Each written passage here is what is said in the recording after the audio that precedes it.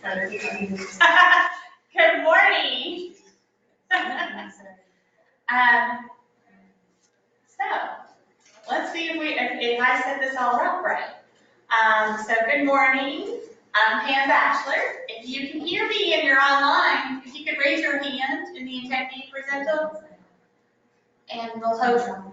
Yay! We've got hands going up. Wonderful. Let me stand up because I'm over here in the corner. So I'm Pam Bachelor, for those of you who don't know me, and I'm excited to be here today and talk to you guys about Schoolnet. Yay! Lots of exciting things to dig into. If you would like to join along on the presentation, if you will type in that bit.ly, that will bring up the presentation link. And I'm also going to put it in the chat for those of you joining online.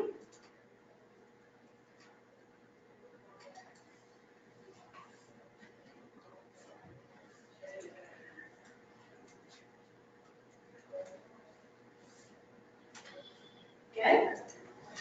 And with me today, I have two wonderful super goddesses from Pearson. Schoolnet goddesses, right? So I have Joan and Catherine. Hi, everybody. So let's go ahead and go around the room real quick and just introduce ourselves, where we're from, how long you've been in the Schoolnet world, and we'll start with people in person, and then for you folks that are virtual, I'm going to lower your hands, and if you would like to be unmuted to introduce yourself in a few minutes, if you could raise your hands. No pressure. I know lots of us are multitasking, so if you can't be unmuted to introduce yourself, it's fine not to raise your hands online. So we'll start. Okay, I'm Casey Reese. I'm an instructional technology facilitator at Piedmont Charter School, which is in Gaston. And we've been using Schoolnet for 4 or 5 years. I'm Stella Brewer, and I'm the academic facilitator at East Hopewell Magnet School in McDowell County, and I've just been using Schoolnet for a couple of years. Awesome. Thank you, Stella, for joining. I'm Edie Walker. I'm an instructional technology facilitator in McDowell County, and I have 2 middle schools, West and Foothills Community School, and then 4 other elementary schools. Melissa Kamak from McDowell County Schools. I'm the county lead for Schoolnet, and I also serve for elementary school and middle school. I'm sorry, which district did you say? McDowell. McDowell, okay, I'm sorry. Susan Slater from Henderson County Public Schools, and I'm the county lead for Schoolnet. We've been on it forever. And we have 23 schools there. I'm Erica Willier from Good County Schools. I'm the digital teaching and learning coordinator for the district.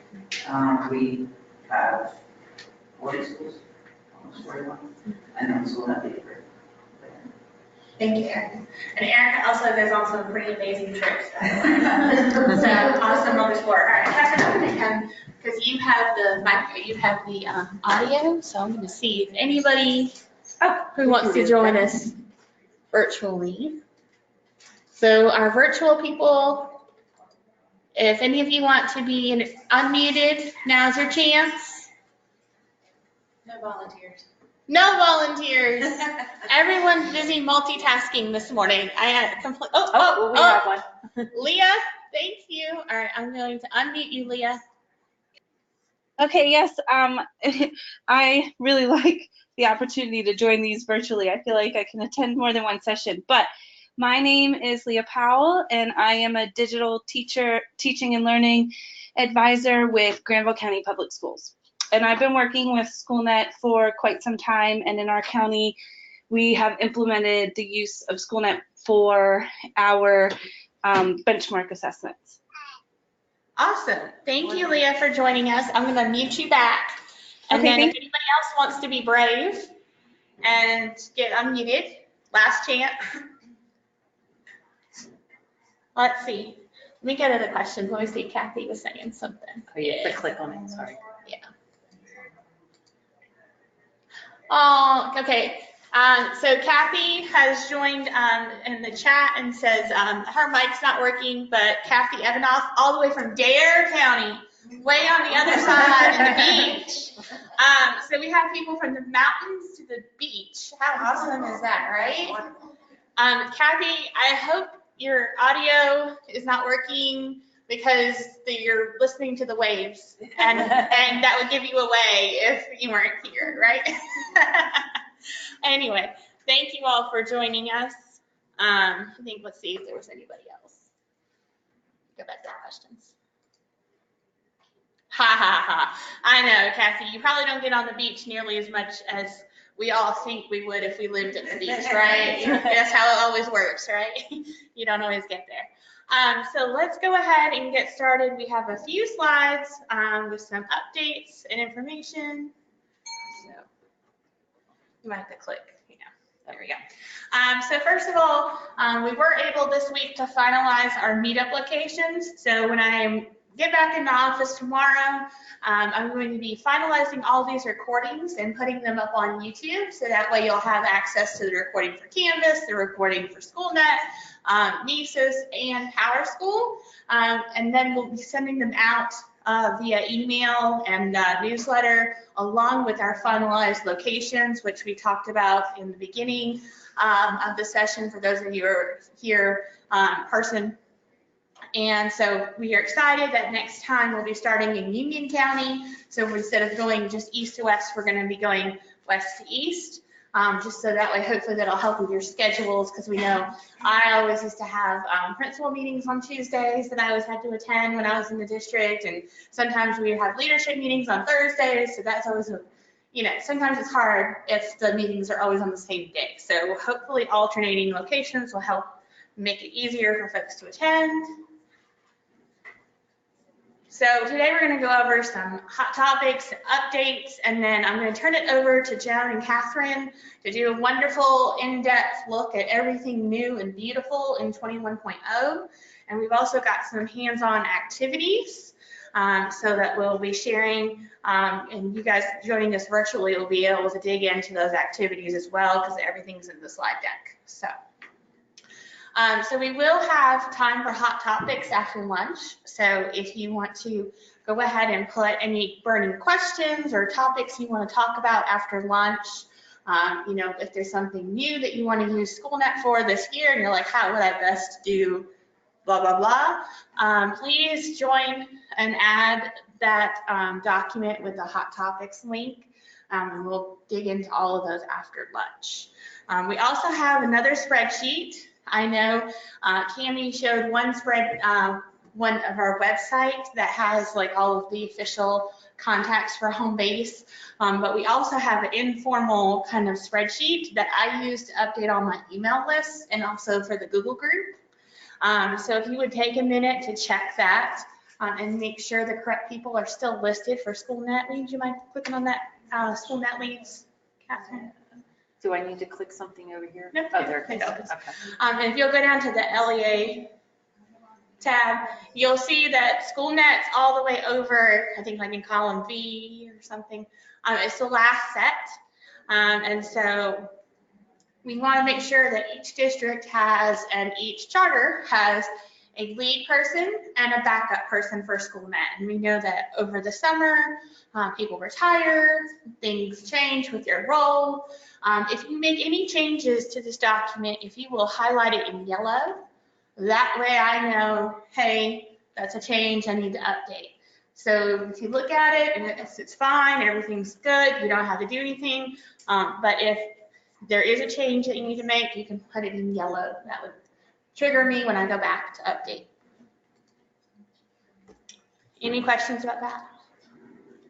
Okay, so we do know that home-based maintenance weekends, they have a tendency to fall during the same weekends grades are due, right?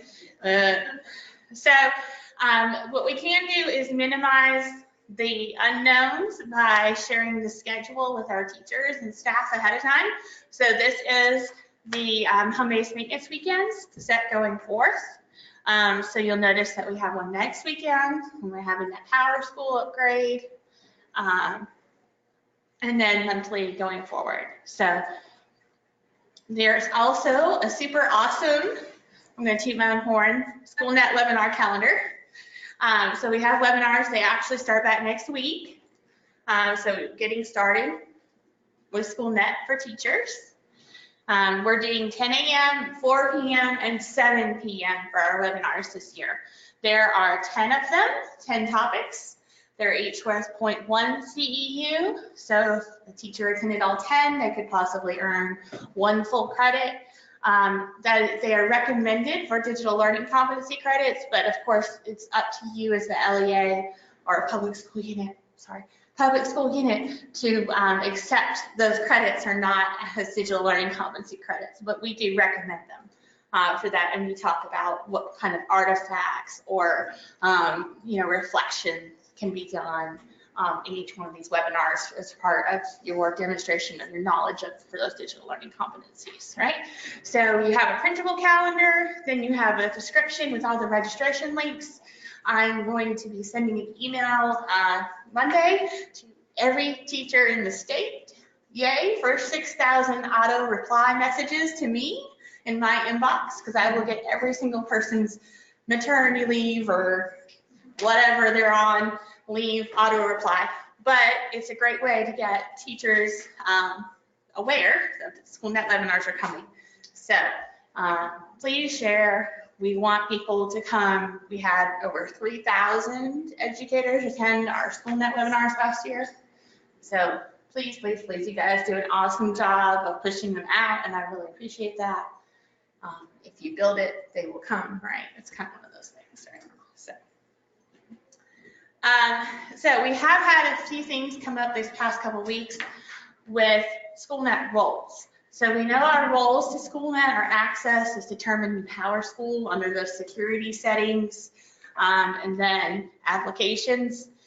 We've had a lot of people put in tickets because their teachers are seeing that select a role screen, or they're not seeing all of the item banks. So what we've discovered is that either in the case of them, seeing that please select your role screen, that means that in PowerSchool, they don't have a school selected for Schoolnet, right, in those application settings. So if you've got staff that have moved, are new to your district or charter school, you're going to need to go into their PowerSchool settings and give them a role. The other issue when teachers don't see everything they're supposed to is probably more likely because they've been given too many roles. Right? I was talking to a teacher the other day in the eastern part of the state, and I looked her up in PowerSchool, she had every box checked, right? So someone was like, yeah, I'm just gonna give her everything.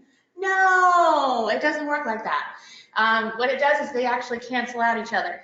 So the problem was she was looking for some CTE items, and when you have all of the roles checked, she could see some of the CTE items and not all of them. So she was saying, my other teacher can see all of these items for this course, I can't.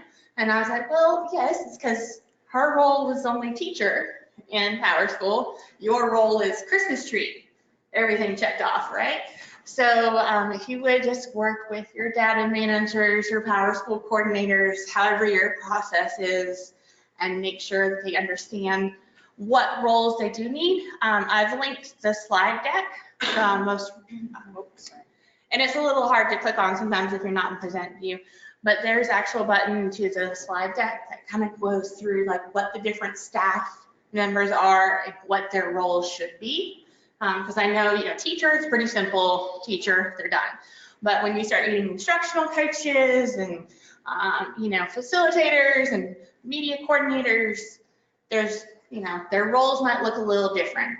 So there's some good examples in that slide deck that you can share with whoever is doing this work in PowerSchool. So that way, I used to actually meet with my data managers in my district. Whenever they would have their monthly data managers meeting, I'd beg for 5 minutes to talk about Schoolnet roles because I would go out to the school, do training, and teachers would click and they'd say, please select your role. And the bad thing about this is it takes an overnight sync. So if you're giving a training and they can't see their role, then you're kind of dead in the water. You're like, oh, well, can you mind looking over with a friend? Or here's a training site login, which is a good thing to have. We have the training site because there's, roles are already set there. Don't have to worry about this. But it is important, those roles. So speaking of training site, it has been refreshed with new data. So yay. Thank you, ladies, for working on the training site. We also have a nifty new spreadsheet that has all the logins. So now instead of requesting them, it's actually located on your homepage in Schoolnet. So when you log in as a leadership, you'll actually see, Sorry. you're fine Here? There it is. Yep, you'll see the link to the spreadsheet. And if you click on the link to the spreadsheet in the slide deck, it'll actually ask you to log in to Schoolnet first in order to see it, because you do have to be authenticated into Schoolnet first in order to download that Excel spreadsheet of all the roles. So, If I could just interject there. yes. I kind of, at the end of the school year, kind of go out and look and see what we've got as far as content. There's been a lot of tests that have not been scheduled and look like they're somebody playing. I just would ask you, try to get people directed to the training site when they need a sandbox to kind of learn or test or play, just so that we can minimize those number of, fake tests, if you will, or fake instructional materials, and keep our environment clean. So thank you. Yeah, and it also makes a big difference too when you're district level folks, because a lot of times we're making either district level tests or school tests, and those get reported back into your data. So you don't want to have your sample district test in with your actual true benchmark data. So just, the training site's really great for district and leadership level folks as well. Can I ask a question related? So for kindergarten and first grade, we're creating some tests just to get the students used to the look and feel of it. But we're not scheduling them because we don't want to do it online. So is that causing a problem? No. Okay. No, I think whenever you're going to need the student interface to get them accustomed, you're going to have to do it in production. That's fine. That's fine. And did you see the announcement? I'm sorry. QR codes. Oh. They're now coming, so that way for the NCA Cloud, they're going to support QR codes for our little ones. Oh, wow. So that way, instead of getting them to type in their number and password and all that stuff, they're doing it. No, it's actually a lot of districts do use Clever, but there's actually the NCA Cloud is coming around to noticing that, hey, our competitors offer QR codes, so maybe we should too. So, What grade levels will it be available? K-5. So, yeah. So that'll be a helpful thing. There's going to be, I think there's webinars about it next week, but it's available for this coming school year. So the QR codes. So, cool. All right. So another thing, please beg, remind your teachers to assign their tests, right? So we know that by the time they get to this box, they're tired. They want their test to they're like ready and done. They're like, I'm giving this test. I'm giving this test. And it's kind of ambiguous that when it says, accept quick assignment and it's got listed out your sections that you teach, you might already think it's assigned. It's not, right? It's important to assign tests for your data, right? We want to make sure that our reporting and also for grade pass back, if you have teachers who say their grades aren't transferring over, check their assignment of the test. A lot of times it's not assigned. So. Is that from before? That's probably from before. Okay. Yeah. Did you want me to cover these? Yeah. In case there's questions? Yeah, Okay. I'm gonna jump. Okay. So I'm gonna jump. Roll, and I'll be over here. And I'm Joan, everyone. Good morning. Just wanted to refresh your memory on all of the support resources for Schoolnet. On everyone's landing page, when you log in and you go to your home screen or your My Schoolnet screen, there's this what we call a web part called Training and Support. There's two primary elements that I would recommend taking a look at. First of all is Pearson's training management system. In that, we have a lot of what we call QRCs, quick reference cards. If you've got new teachers and they want to see how to create a test, there's some real good resources in there. Mind you, this is not North Carolina specific screenshots. It's Pearson screenshots, with just a play kind of site. So just be aware that it may not look and feel exactly like North Carolina, but it does get the concepts. The other thing is we do have a Schoolnet YouTube channel, and they're keeping that very current. So there's also videos out there right now about this new release and its features and functionality. The other place, just as a reminder, you always got that question mark in your right-hand corner. You've got all of the online documentation, which is kept current with every version and update.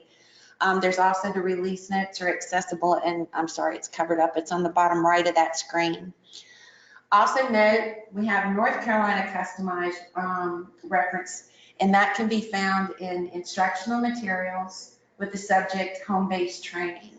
So you can see where you just put select subject, and there's various types of references that are specific to North Carolina. Again, the roles and permissions and descriptions of what all those are also contained in that section as well.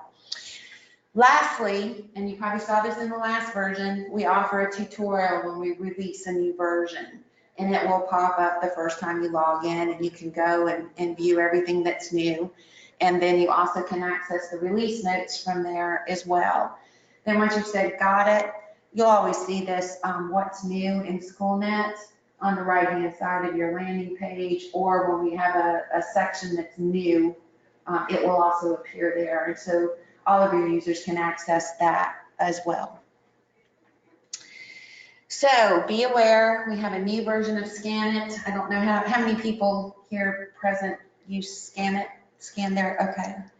And I'm sure the folks that are joining virtually, we probably have some Schoolnet users.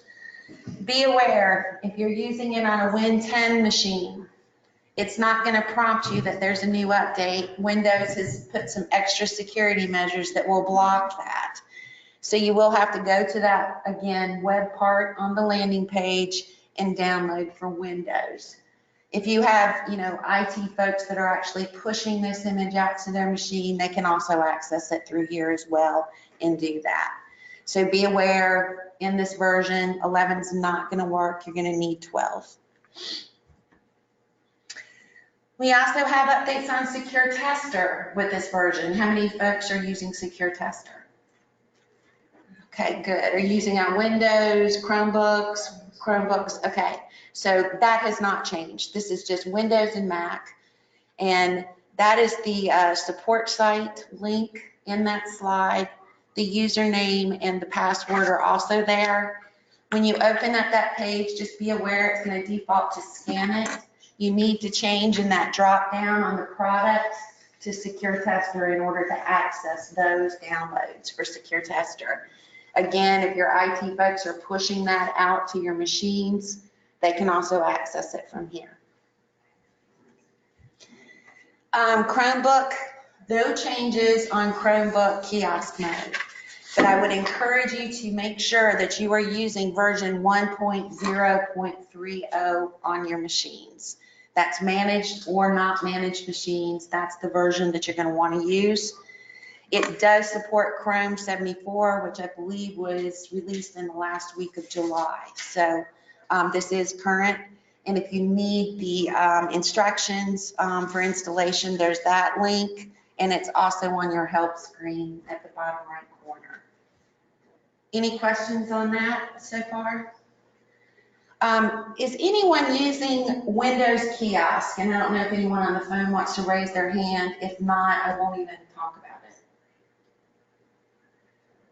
Just as an awareness, we're going to have an upcoming release of Secure Tester in Windows Kiosk mode. I guess that's gaining some popularity, so there will be a release of that coming out. Okay, do you want to do this or you want me to? Or it's up to you. Doesn't matter. Whatever you're comfortable with. Go ahead. You Okay. talk, and I'll drive. All right. So one of the biggest updates revolves around items and your search of items. So currently, when you log into either training or production site, you are going to see this new look on the navigation bar. When you go to assessment, you're going to go to items, rubrics, and passages the same way you did previously, but now there's a new button. It says item banks. When you go into the next screen, everyone gets a personal item bank. From there are school banks if your school has created items previously, district level banks if your district has created items, and then we'll see the state banks. The state banks, can you go to the next slide? I think it gives them better. So those are the three types. Does the next one give me? Okay, there it is, perfect. This is a screenshot of the organization of the state banks. Previously here in North Carolina, I believe your teachers searched by publisher, okay? So you looked for Certica, you looked for NCDPI Classroom, Benchmark, released items, etc. Well, once the upgrade came along, with Pam's help, we reorganized your items based on the previous publishers that people were using. And at the top, I'll go through each one of them. Those 13 to 16 Schoolnet item bank is pretty much your older item sets. There were some Pearson, Aquella, there was a governor's network of items. So those are all the older versions. They're still available. I'm sure people still use them, but we group them together. The Certica bank is your largest item bank. This is a bank that is purchased by DPI, so we're maintaining it separately. The next two belong to CTE, so there is a bank of middle school items, and then the unsecured bank, which is 9 to 12 for your CTE people. If you work with your CTE people, we did a lot of cleaning up this spring and over the summer, trying to get a lot of new items in there. I know we have a new batch coming in a couple weeks. So there's a lot of new stuff in there if your teachers have not seen it before. The benchmark, this will only be seen by people with administration, leadership or above, okay? So not teachers. These are the restricted items. So this view is from a leadership view. The classroom items teachers can see, and then finally the released items were the most recent that were added, the EOG and EOC from 2018. So those are the last bank. What I want you to note on this screen, in addition to the titles, sorry, I don't want to get in the way of the camera there. I'm used to touching the screen when I talk. You see the first column next to it, it says items. It tells you the exact count of the items. The second number, thanks, Jim, is the number of passages. Just like anything in Schoolnet, anything blue is a link, so you click on it and it basically opens the bank for you, okay? There is a checkbox here. So when you are searching, and we're going to dig into the search a little bit more later, if I am a CTE person, I can deselect, for example, all of these other banks, and my searches will only occur on the CTE bank. You can leave them all checked, and you can search all the banks, or you can deselect to kind of filter a little bit more. So that's the next thing. Now, I had mentioned briefly in the beginning, if your school or district had previously created items, they will automatically have been moved to a bank. So this is an example with Union County. There's an all access bank, there's a restricted use, and then there was one that was, well, this has 0 in it, so that's probably not a real bank. We probably just put that name in there. But that's going to be there automatically when you log into the live site if your district or school has already created items, okay? Is the next slide the movement of them? Yeah, just before we move away, Just as a reminder, if any of your teachers, administrators, users for Schoolnet had co-authored items, they're going to go into their personal bank. So if they come in here and are trying to find them, they will be in their personal bank. Thanks. Okay, so you can, any user, teacher or above, can create their own bank. Purpose would be, other than a personal bank, so not a personal bank. I'm a 5th grade ELA teacher. I have 5 colleagues that all teach the same subject. We're working on some items. We want to create a bank, so we have ready access to our items, okay? It would be in addition to all the ones you've just seen, but I can go in and we're going to go through the steps in a second, create a 5th grade ELA bank at my school, or if I have permissions, I can share it at the district level if someone has higher permissions. We can add our items. Everyone can have view or edit access to the items. They can pull them into tests, add more items if they have those permissions. And then that way you have kind of like your own, we had a gentleman yesterday who was social studies, and we were discussing putting all the social studies items that they have into one bank so that it's easy access for the teachers that maybe aren't as savvy with Schoolnet. We can just point them to the social studies bank, go ahead, go get your stuff, it's right there, make a test. So the steps for creating an item bank. Basically, the button's right here in the bank that you just saw. When you go to item banks, there's a create item bank at the top. Just like everything else in Schoolnet, it asks for a name, a description. You are automatically named, if you are the creator, as the manager of the bank, which means you can create, delete, remove, eliminate the bank, okay? You can add people to the bank. So in this illustration, Joan added Pam to the bank. We gave Pam manager permissions. You can give someone manage, view and edit, and view only, okay?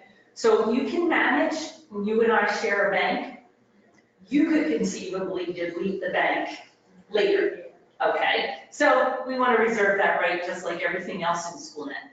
If I am the manager and I add all of you to view and edit, that means, I created some items. You can go in and proofread them, tweak them if necessary. I spelled something wrong, you can fix it for me. That's that option. View only means you can see the items, you can pull them into a test, you can edit them on the test, but you can't edit them in the bank. Okay. And that's not any different than some of the operation that you've Right. seen before. If you put a Certica item in a test, you were able to edit it, but you weren't going to be able to edit it in Item Central before, okay? Okay, so adding people. Basically, if you are a teacher, you only get the option to add people. If you have elevated roles, you can add at your institution, okay? You can add a school. You could share your bank with another school or another district if you wanted to, if you had the right role, okay?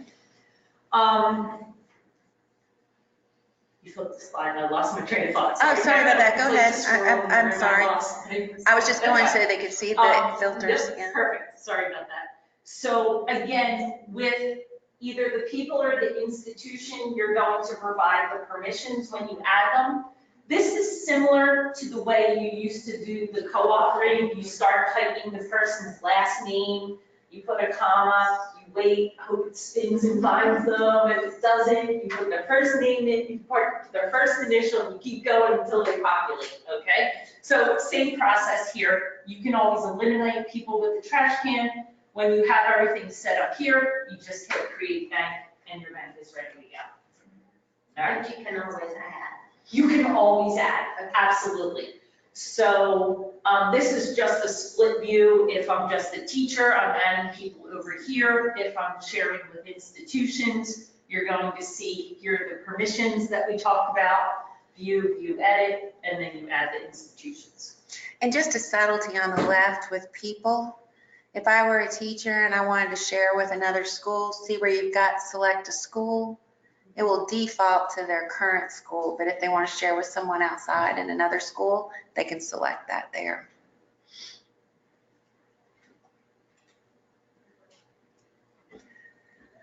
Oops, let's see. Yeah, we left that one. Can you just go back to the item bank slide? I just want to answer your question specifically where that's located.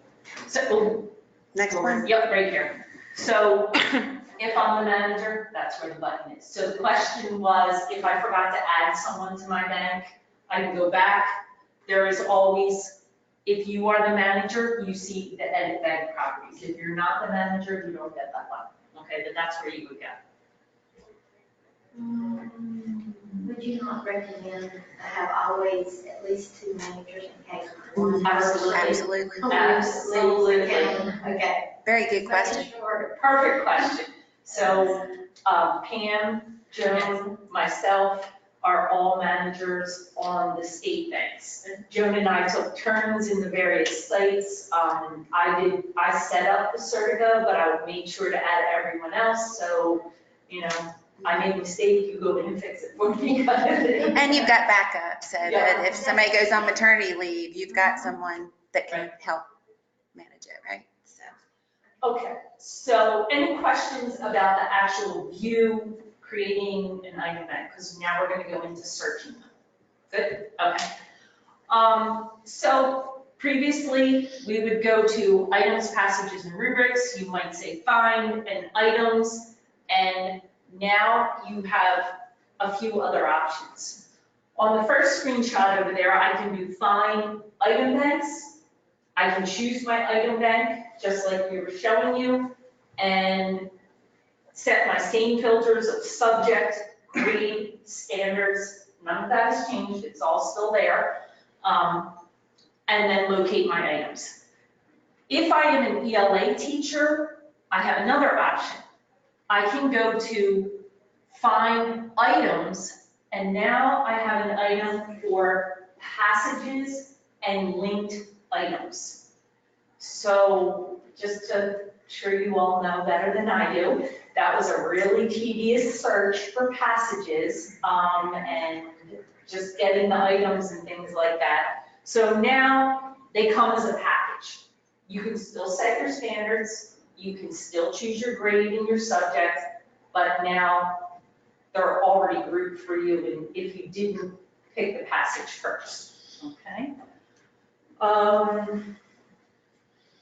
You ready? Yep, I think I am. Okay. I had already explained this on the previous slide, but you can see right here how many passages I have. You can click on it. You can choose when you're searching to eliminate banks from your search if you want to. So that's an option. Can I ask a question? Oh, yeah. On the search results for passages, it used to be you could sort them by most item, like by item number. It defaults to the most items first. So passages are the most Yep. items. Okay. Wow. And we'll jump into the training site in a second, but I just wanted to go through the slides and then I can talk you through it. Okay. So if I chose just find items, no passages or anything, I just went and find items, this is what the new look of the search screen looks like. So I can choose my item banks or I can leave it to my defaults that I've already set. I can choose my subject here, my grade level, and then I can go into standards.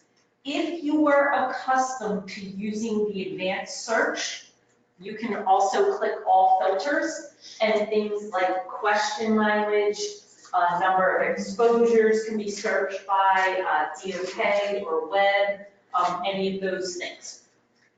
With the passages, if I didn't click that first passages and items link, and I'm just in items, I have another chance to group my passage. Everything's dull in Schoolnet. You should know that by now, right? There's always 2 or 3 ways to get to the same place.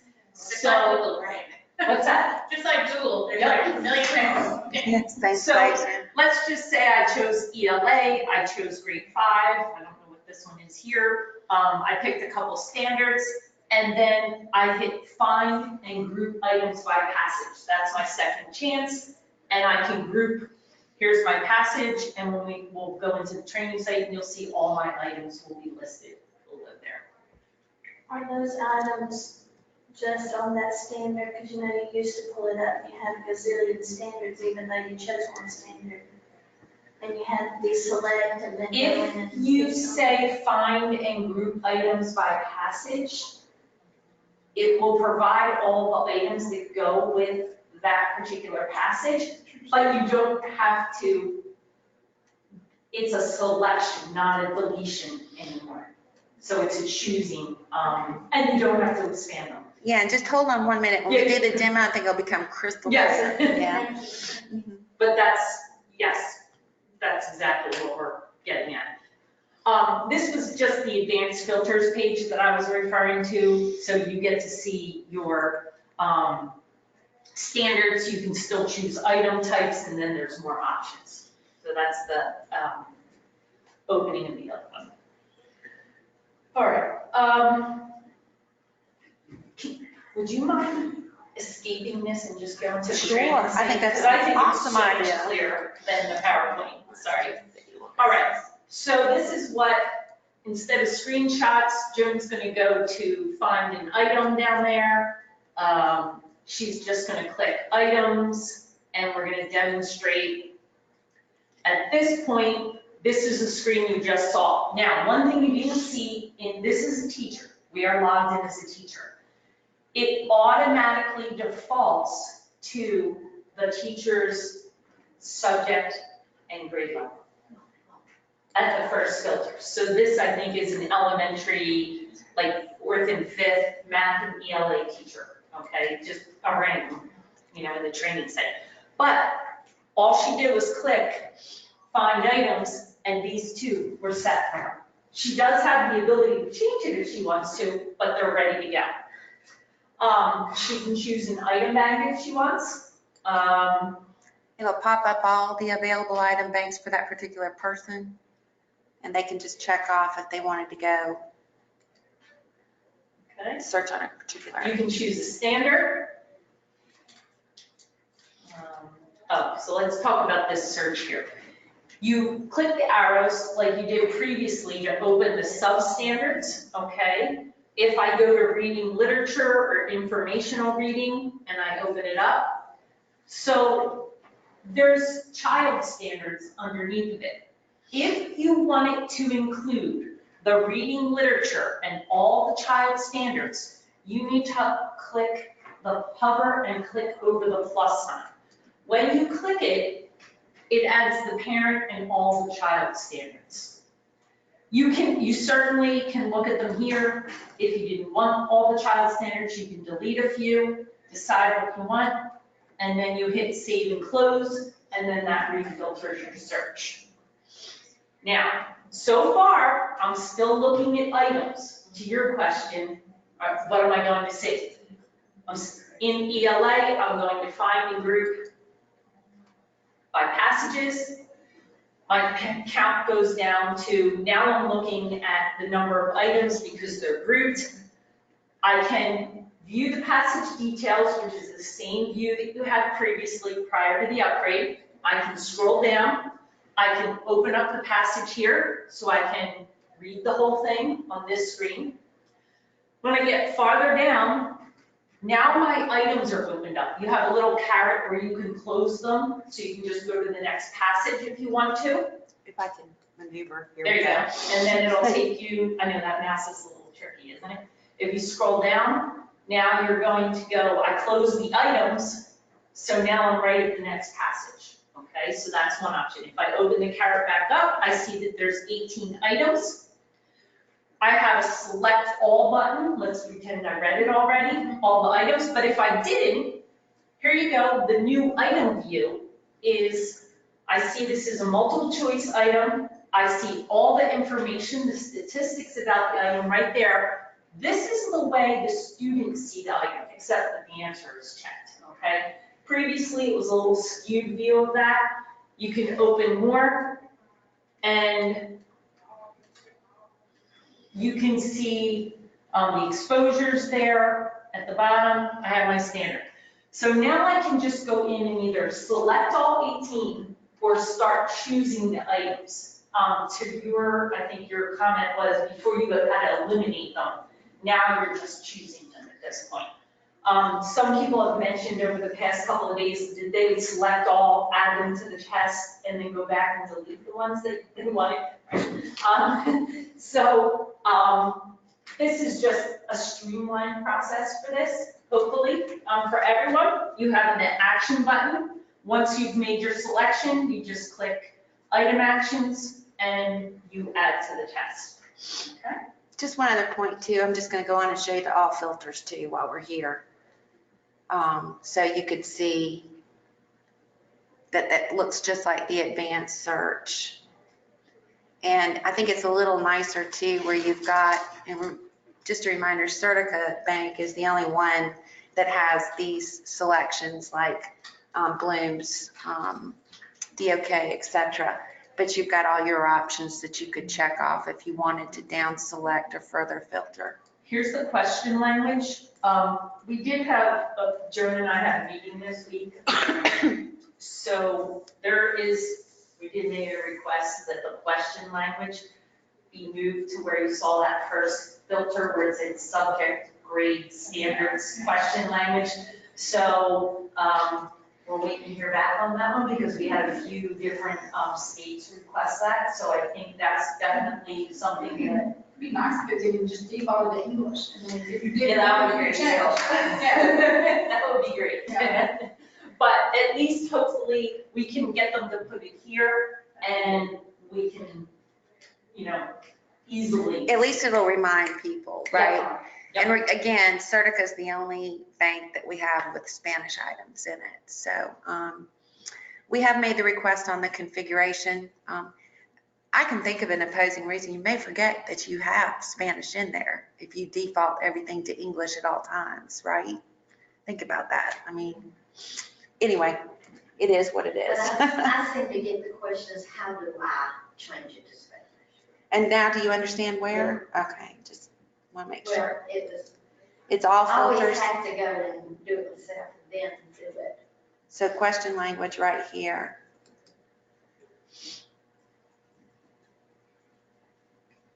Any questions about that search? Do we have any questions for the remote folks? No questions. Okay. Okay, they didn't know. Nothing wrong. And did you like the way this is kind of laid out, where it shows where the item came from, when it was last modified? Kind of some nice layout, I think, improvements for it. Close that one. And you just come back to where I am in this one. Good. That.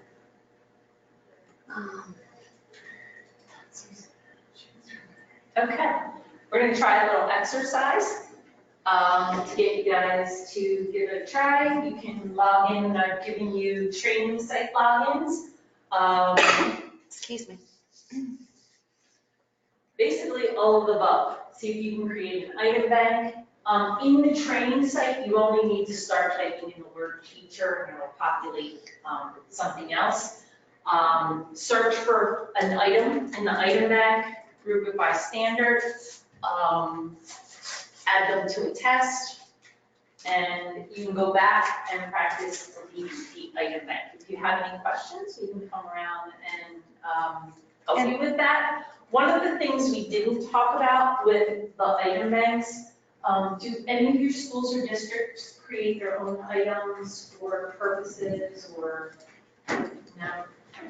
If that did come about. Here, I've got this up on the display now. We've been discussing is that you could have a temporary bank where everyone could put items, and then there could be a vetting process where the items that were approved, we'll say, could then be moved to, you know, the permanent bank, or whatever your permanent bank. Just for those of you online, are you just giving one login for all of them, Pam? Yeah, fantastic. But for those of you, I think Pam's putting in the chat a login for you. Yeah, and then there's also a slide at the very end of the deck that you can pick off and get some logins. And I will redisplay the instructions for that.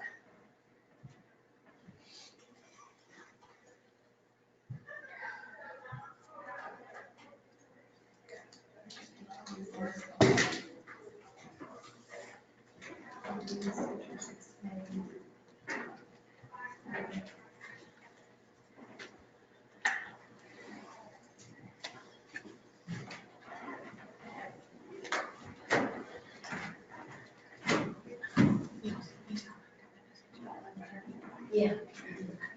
Thanks for the reminder that. We've only got like, So we'll let them do that exercise. Then right, yeah. Justin said all that shops in this area, it's so tiny.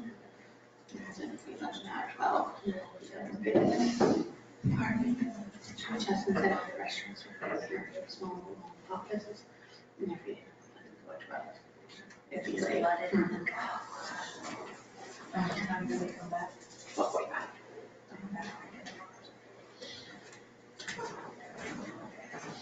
Oh, I got it right here. I'm just counting backwards. 4:30. but you might as well just head on out.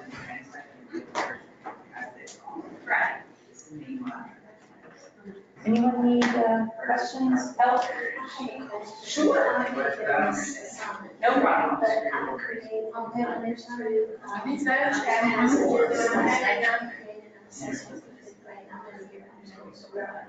Oh, they're already, Yes, today is a month in there. And it was the standard where you're compared to passages. And it only gave me the one passage, but it gave me the questions for those. So now I can't figure out, I looked through the passages to try to find the story and add it to the test. I've never seen that. That's weird. So I've been, I wonder if the training's outside. It looks like the box is just smaller. I have that pop up. Well, that, the internet's going out again for me, so, yeah. But I was offline, that's why I couldn't do it, and it was online, and it was making sure all that's off. Okay. Okay.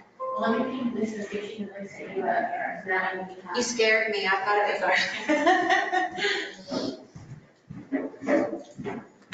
Yeah, it's working well.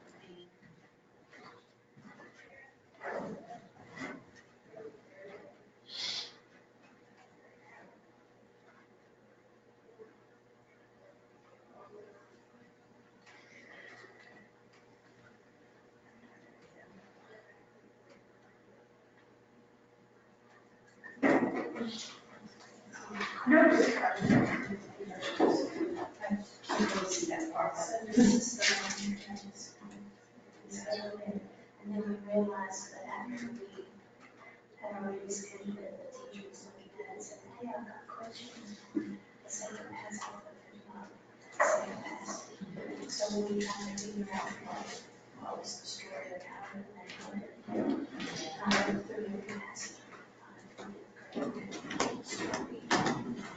We just kind of had a second test. I'm interested to see where the item came from.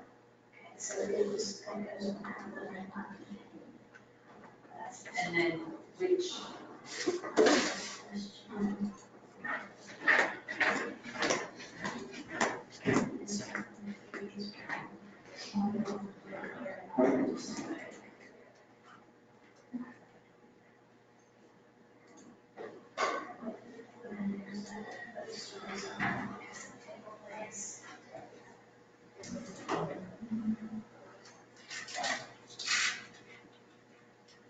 So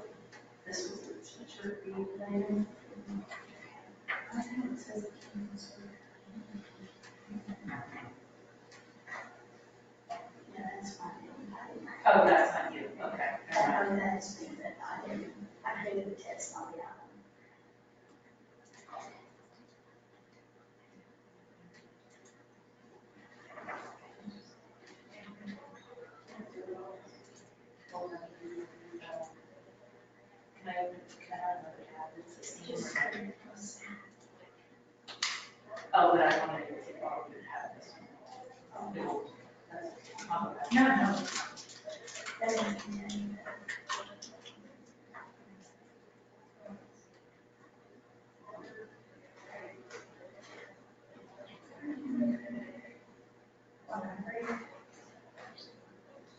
I just copied this.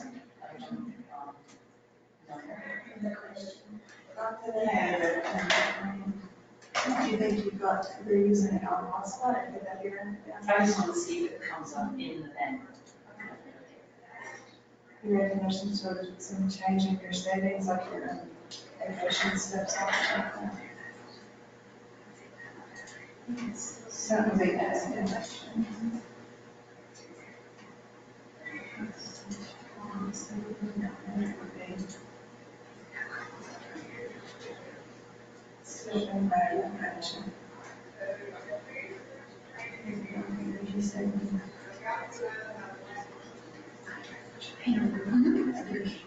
You're right, okay.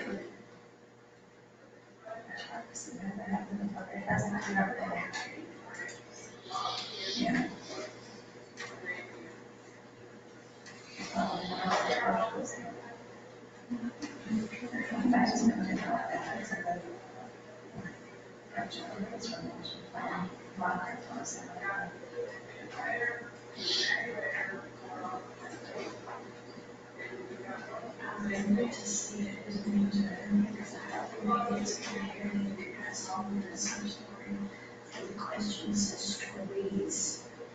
Right. I asked you. Yeah, so I had a question about publishers, like, what was the computer, doesn't know the difference. Well, there's publishers that are like, why would I do this? Is there an answer to that, or is it just? Software. It's just, the only way we could see that before was kind of group them. Right. I mean, there's nothing like CDPI, it's closer to UGs, they might just find that release items.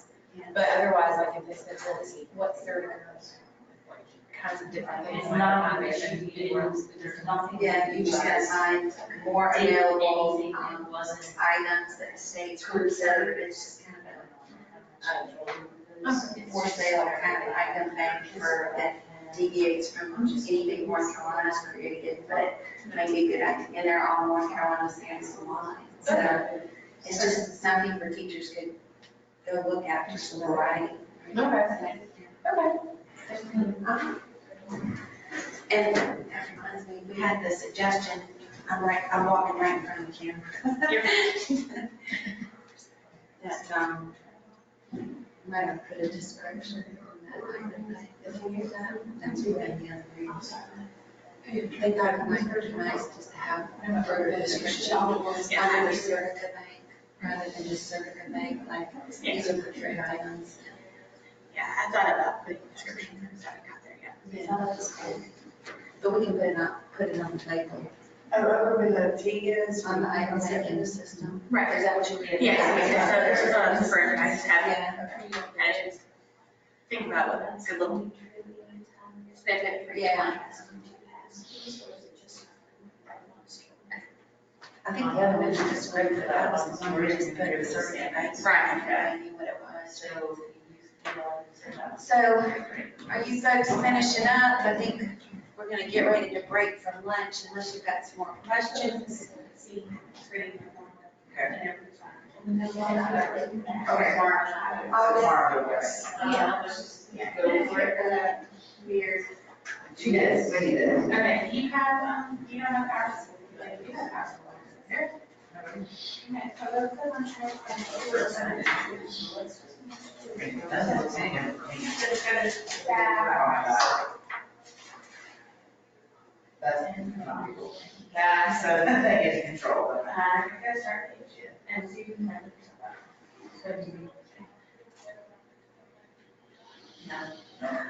Cool.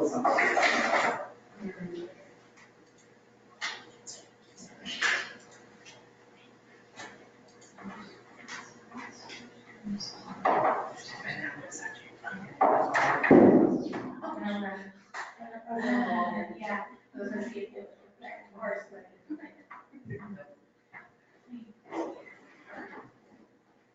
All right, But it should be fine tomorrow. Okay. So.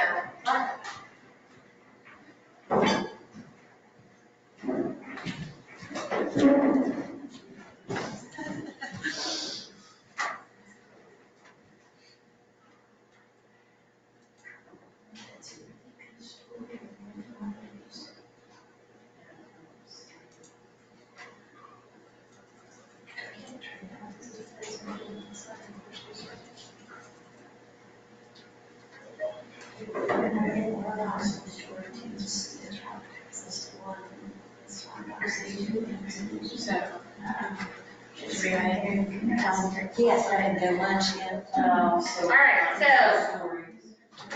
we are going to go ahead and take a break as you finish this activity for lunch, and we'll be back here at 12:45. And is anyone here local-ish? Sort of. I know there's a lot of little good places downtown to eat, and that's why we're getting on 11:30, so that will hopefully beat the lunch crowd there. So I think you get to downtown, you go out and take a right, and you can follow down Main Street. So, all right, we'll do that at 12:45. All the virtual folks, I'm gonna pause the recording messages. In Schoolnet and have your students take it online, but they would read from the test booklet. So those are just an example, but we have streamlined this. This used to be a pretty laborious, time-consuming process. So it is much nicer and cleaner now. As part of the orientation, you will now see, if you are going to go into creating a test in the drop-down, you'll have the answer key only. And you would select that, and then it's going to let you set up that information, such as your subject, your grades, select your standards, and it will also allow you to put that test document in a PDF file format. You can upload it for reference right there. Then you would proceed to go set up your Create Test Blueprint, and we're going to step through that in just a minute, but if you'll go to the next screen, I'll just give you an overview. Basically, it is building out the template based on how many questions you want to create. You select what the item type is, what the correct answer is, how many points it is, and the standard alignment. Then you do that for all of your questions. And when we get in the live site, I'll show you all of the different item types that are supported. And then you have created it. So it is much faster than it used to be and much easier laid out. You want to go to the training site and just step through that process.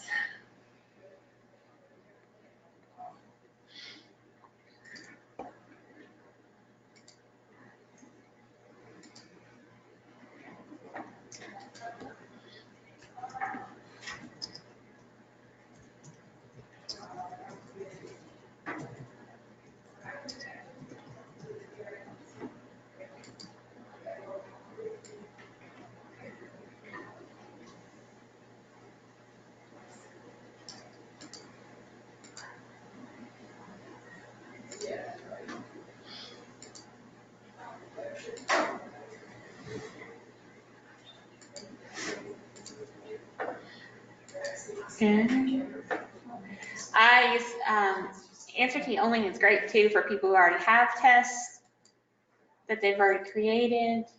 If you have those review booklets for, end of year testing, you can make an answer key only test to get those analytics. You can also put a PDF copy of the test up here. This is not for students, like they're not going to see it, but just for your record keeping purposes, if you wanted to put a PDF copy, or if you were sharing this test with other teachers, they would be able to see that PDF copy. So I think I need 7, right? Yeah. Okay. So if you just drop down, the first one's going to show you all of the item types that are supported. So you got true, false, gridded, open response, inline response, matching, and checklist. So you can support all of those in the answer key only. It will down select the standards that you've pre-selected in that previous screen.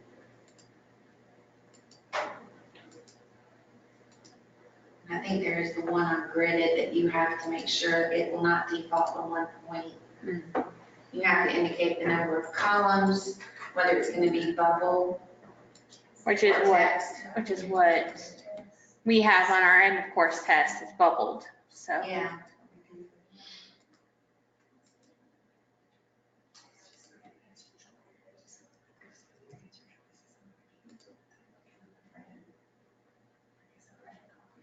And just to point out, these are all selectable too. They'll default on, but you can down select if you don't have decimal points or, positive, negative fractions.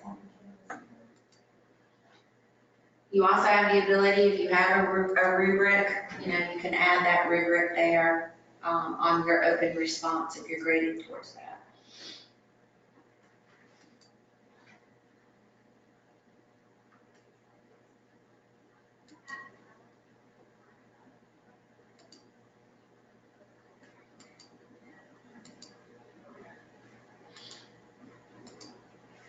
Can we say what that looks like to the student when she's finished?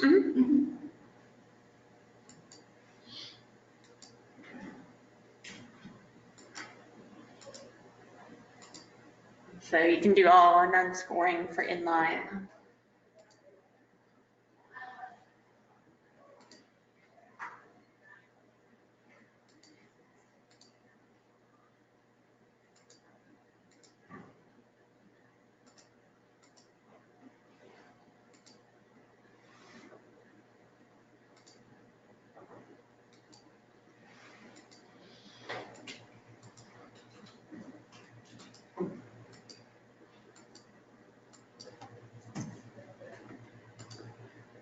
Okay, so.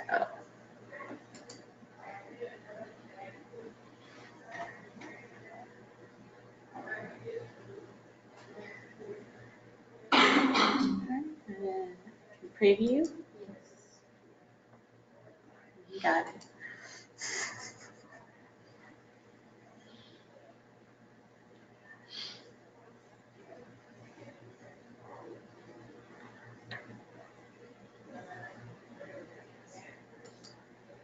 All right, so students have their paper copy of their grade history test that they're looking at, and then they're gonna simply click through it here.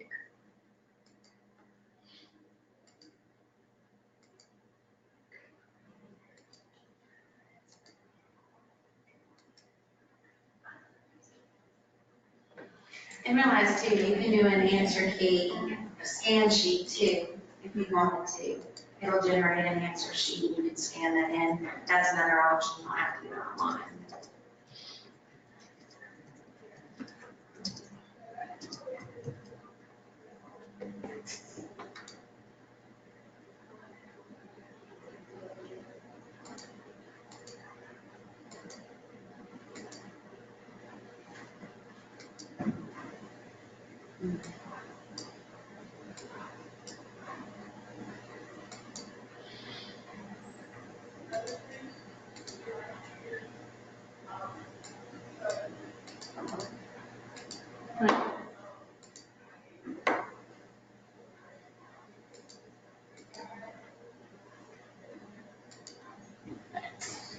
Won't let me go any further because that's just preview, but that's what it looks like to the student.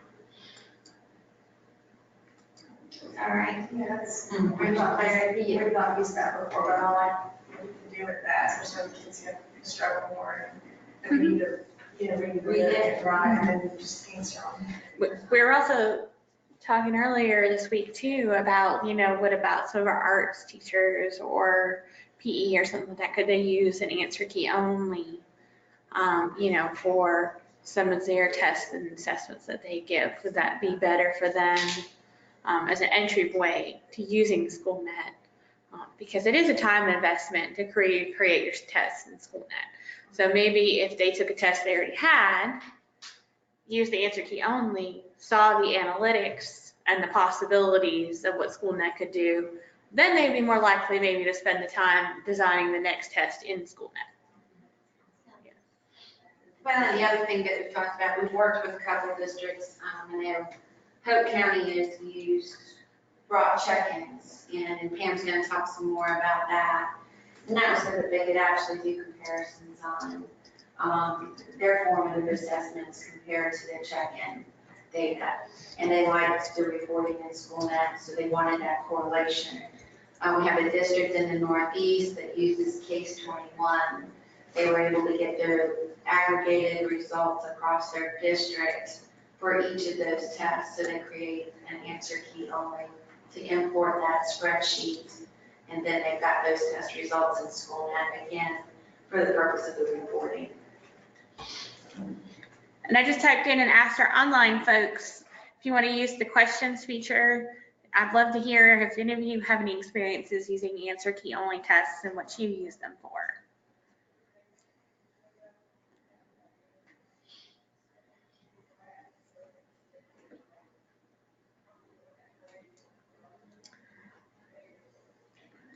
You can give them a moment to.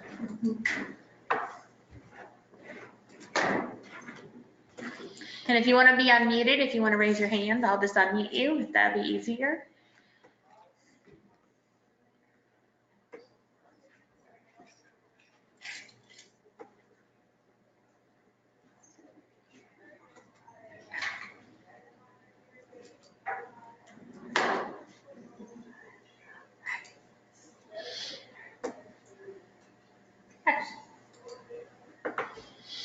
Okay, so any other questions on that?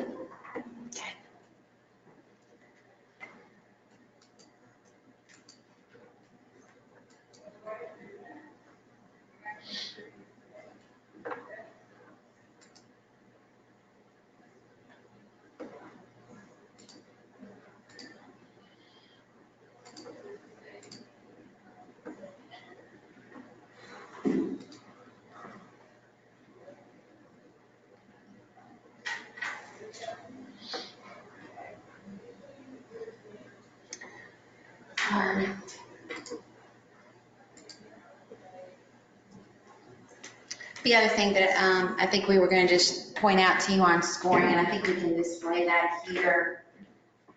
See, when you go into the score page for an AKO test, you can upload your scores here, and then it will ask you for what file that is. You can just go browse wherever you have stored that spreadsheet and import it. But before you do that, I should have addressed this before. It will require a particular format, and you have to, so it'll generate a test template for you. So it'll be like a student ID, and then will be each one of the questions across in each of the columns. So you need to have those spreadsheets aligned just like that, so that it knows that it's expecting that. So for example, if you had a spreadsheet that had a student ID and student name, and it just says student ID, you would have to eliminate the name column. And it kind of looks like that. It's generating it. And the R's are each of the questions. Yeah. So after you build your AKO, you can download the template file pretty much and just put your scores into this template file to upload, right? So if you're not having this, so like if you wanted to import one of the other uses for AKOs, like we were talking about earlier, like if you had Case 21 or any other sort of data set, you could use this method to upload those scores. We're going to talk about a use case for that in a second.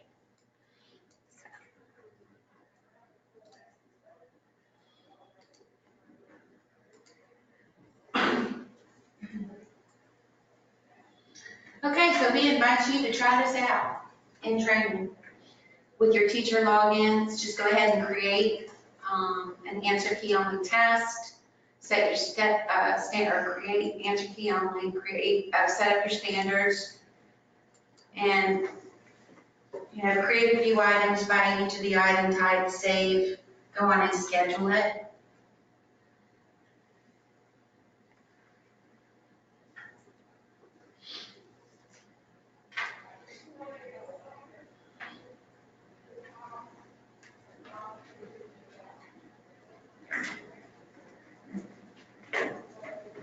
And realize too, and I didn't point that out, but you can manually score those just like you could any other Schoolnet test if you didn't want to upload the scores. For those that aren't automatically graded for you, so.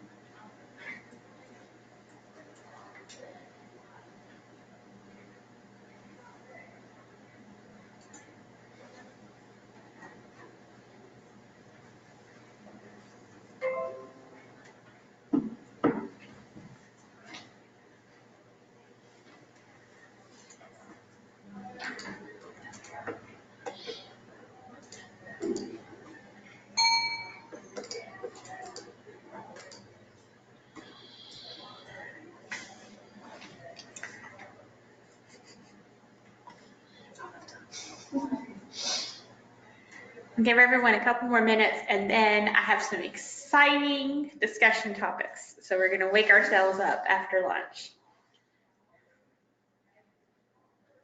Well, everyone else has thought they're exciting, so hopefully you will think they're exciting too.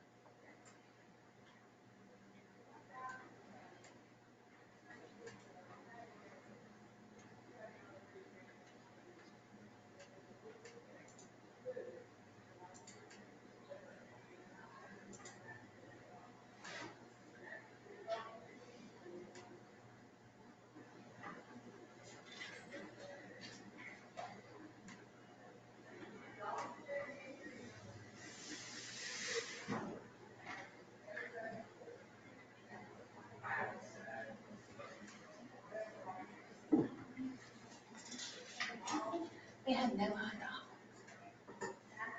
Any day. Am I seeing that right? Yes, you are seeing that right. Doing okay. Okay. Yeah. We had some issues, so we're just making sure. Thanks. Knock on.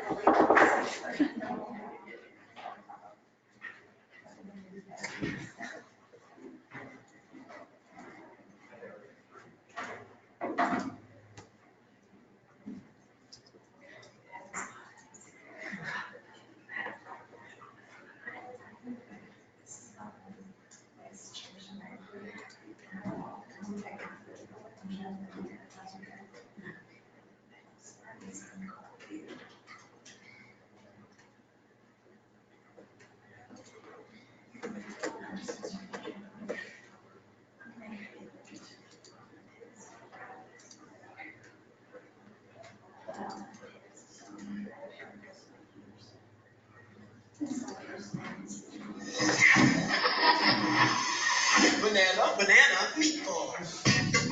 Yeah. Turn it Patterns in the air, patterns everywhere. Patterns made of shapes, patterns made of great. All right. Sorry, I just felt like we needed a little movement break. We needed a Go Noodle. Does anyone use Go Noodle?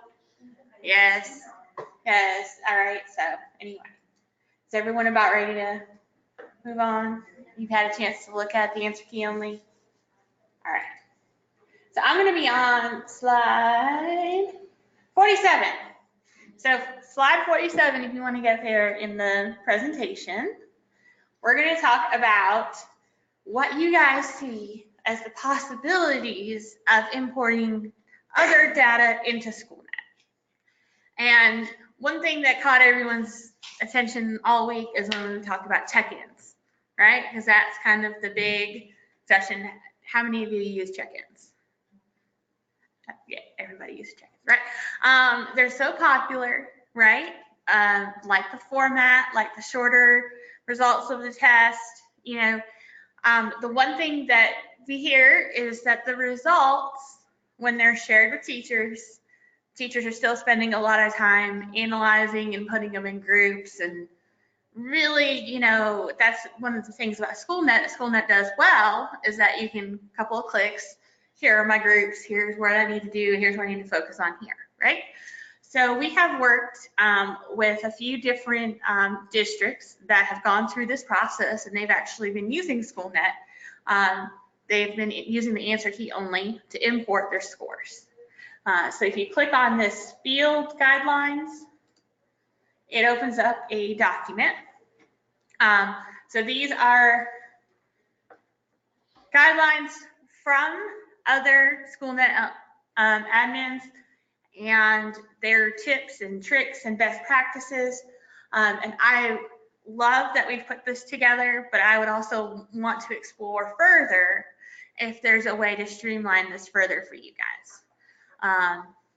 Specifically, in my mind, I'm wondering if it would be a possibility to create the blueprints for the tests at the state level, and then you would just need to import your scores from WinScan, because WinScan is the application that your testing coordinator has access to pull in your check-in scores, right?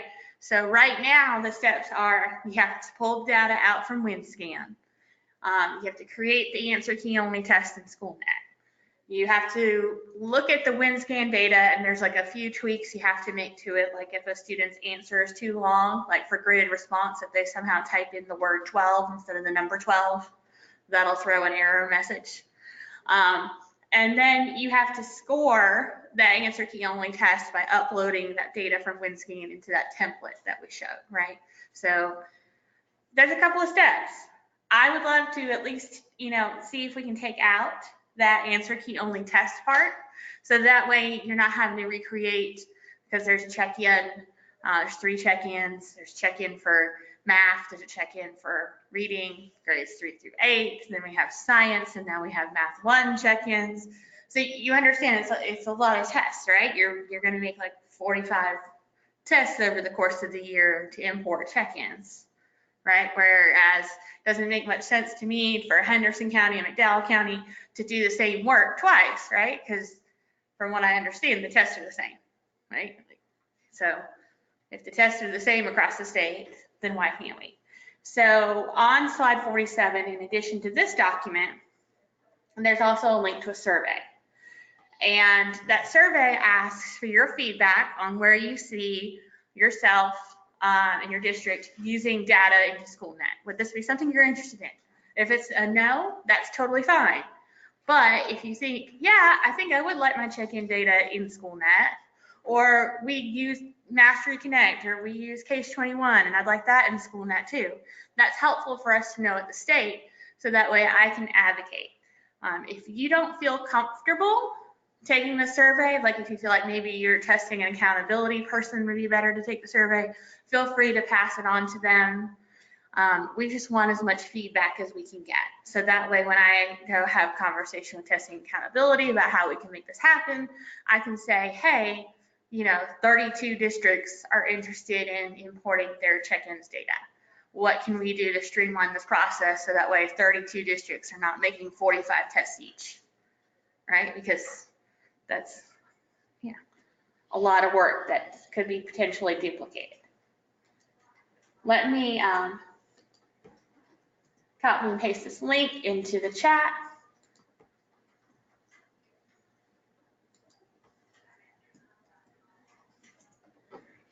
All right. So I'll give you a minute to go ahead and take that survey or look at these directions if you feel comfortable. And let me know what your questions are, what your thoughts are. And online folks, I'd love to hear from y'all too.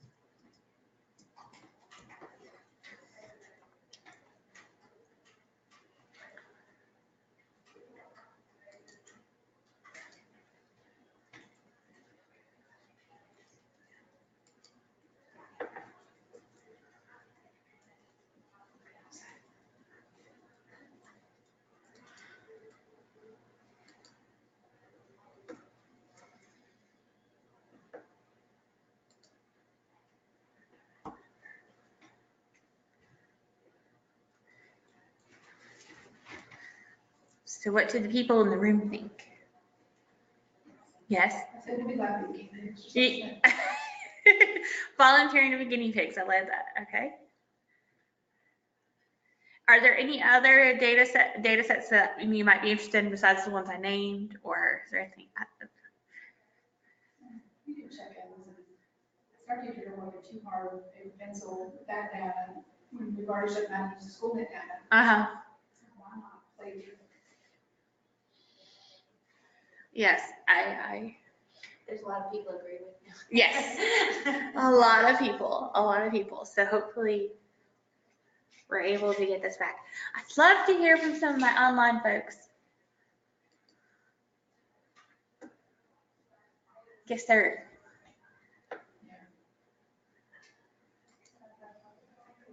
multitasking. A Go Noodle works really good when you're in the room. It doesn't work so well when you're online, right?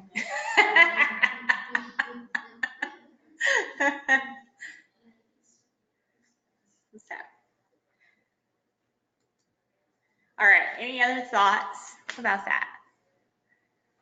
Okay, thank you for taking the time to take the survey. I promise I will do my part in bringing that up to people that can. The big question is about the timing of this, because usually you don't get the little specification sheet for the check-ins in particular until after the window is closed. So you don't know that it's 32 questions and questions 3, 5, and 8 are, 3 and F4 for aligned to. So the thinking I'm going to have and see with accountability is if they would either build them in Schoolnet or allow me to build them in Schoolnet and just not release them to the state until the testing window starts. So that way they can, because everyone takes the check-ins at a different time during those periods. So I know you get your scores in 24, 48 hours, but Henderson might take theirs the first day of the window. You might have data the second day. Alyssa might not, and McDowell, they may not take it until the end of the window. So in order for us to make sure the tests are available in a timely period, it would be nice if we could get them built ahead of time and just not release them to y'all across the state until that first day of the first window for the first check-in. So, oh, do we have a question? Yay, thank you, Kathy, for sharing it with testing. I appreciate that. So you would already have the answers and everything? So what it would be is that step with the answer key only, you wouldn't have to do that. So you would go in and in the assessment dashboard, you'd be able to find across the state, it would say grade 3 math check-in 1, and you would open up that test that would already be assigned to your district, and you would just go to upload scores, and you would upload your scores from WinScan that you got out. We don't have a way of getting the data from WinScan into Schoolnet for you. So, I understand that. yeah. I'm just saying, how would you know if it's right or wrong? Don't you have to know that on question number 1? Mhm. So that would already be in there. Mm-hmm. Yeah, the blueprint, the Standard. blueprint would already be made for you with the correct answer, the standards, it's 32 questions and, whatever. And I would have the opportunity to release it when I wanted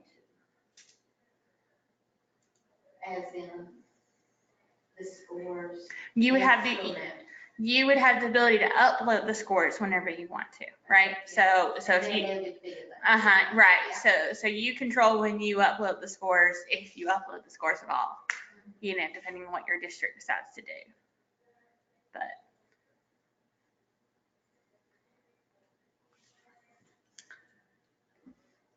good question.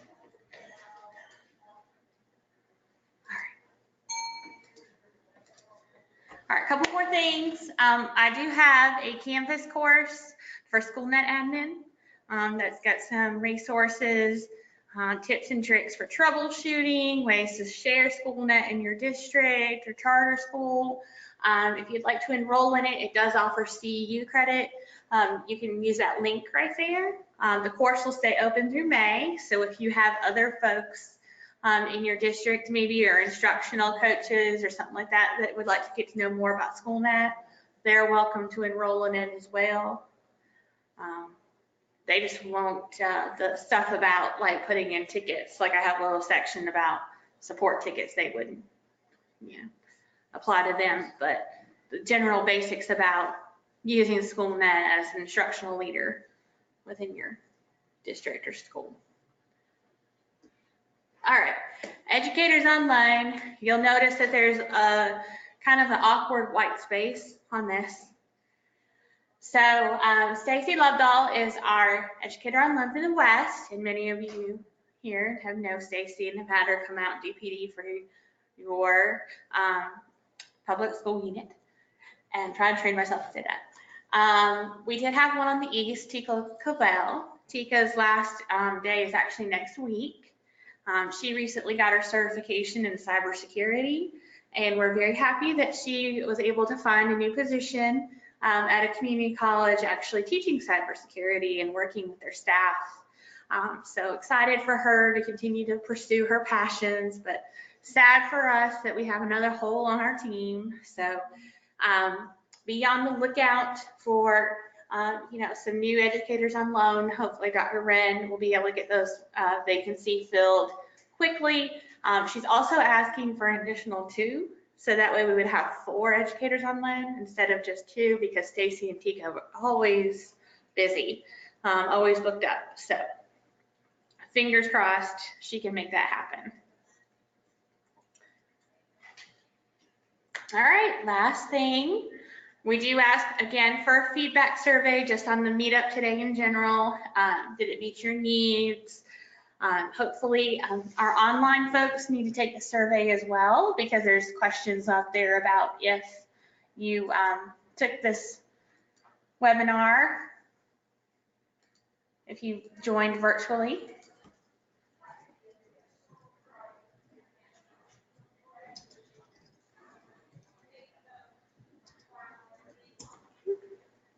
And we are recording today's session.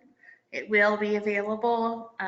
I've got to load them all up into YouTube tomorrow. So next week in our home-based newsletter, there will be, along with the meetup locations for the rest of the year, we're also going to have the links for all the recordings. So if you want to go back and look at Canvas or any of the other products, you can definitely do so. And we thank you very much for attending. We thank our online folks. Thank you for your presence today. Thank you, Joan, for being here. My pleasure. And At this point, I'm going to go ahead and end the webinar. So thank you folks who joined online.